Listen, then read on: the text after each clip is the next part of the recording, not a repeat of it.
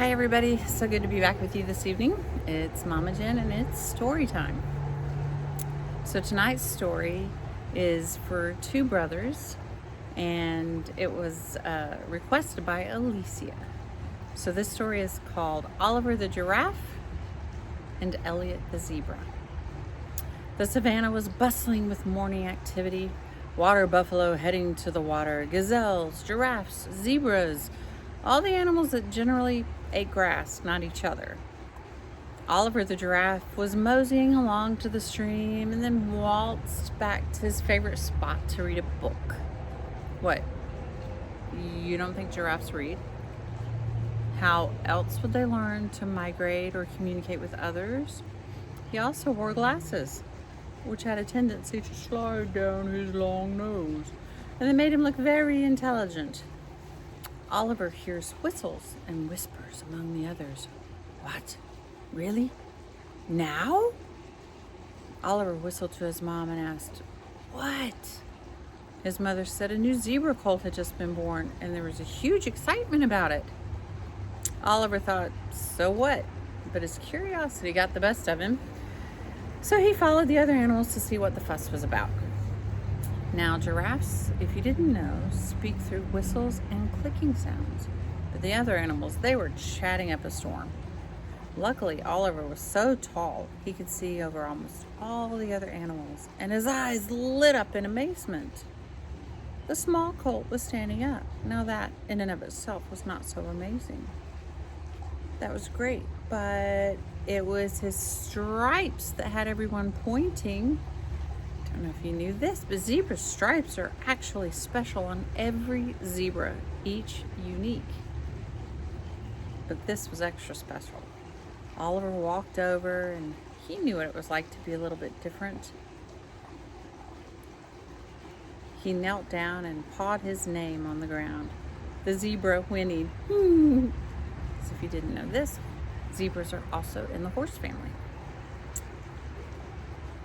He whinnied his name was Elliott. Elliott's stripes were more of a chevron pattern, kind of zigzaggy. Everybody was so amazed. Oh, the giraffe and zebra became fast friends. One day, Elliott asked Oliver, why do you have those knots on your head? Not just those horns, but the knots. And Oliver the giraffe explained that boy giraffes would neck wrestle and slam against each other's heads, creating those bony little bumps on their heads.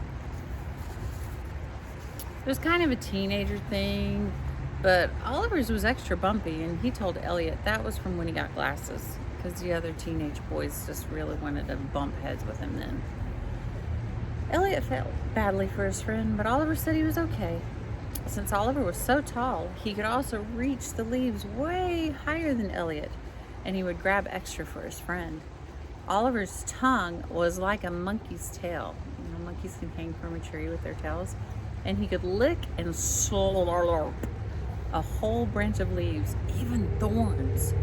Elliott couldn't handle the thorns, but he loved the leaves. Occasionally, lions and hyenas would try to attack the young from both of their herds, and Elliott and Oliver became the dream team of defense. Oliver was tall enough to see far, and Elliott was all muscle. His hooves were powerful weapons. The sun was setting, and it was feeding time for some. Oliver and Elliott heard a mama zebra cry out, "Help!" They both ran and saw a huge lioness creeping towards a young colt. Oliver had learned from his zebra friends to form a semicircle around an enemy. Oliver felt proud to stand with his friends, and then a hyena came from behind the lioness and started laughing. What are you going to do, you stupid giraffe? That's it. Oliver reared back with his neck and whack! And he thwacked that hyena, hit him with his head, and sent him tumbling like a tumbling weed, rolling over and over. And then the zebras went in, all teeth, hooves, and went after that lioness, and she whimpered away, decided to go get dinner somewhere else. Oliver in his glasses, Elliott in his funky stripes, best friends forever. on the savannah. I hope you enjoyed this little adventure with Oliver and Elliott, who turned out to be such good friends, taking care of themselves, taking care of each other, and taking care of each other's herds. And as always, I hope you sleep well and have sweet dreams. See you next time on Story Time with Mama Jen. Night night.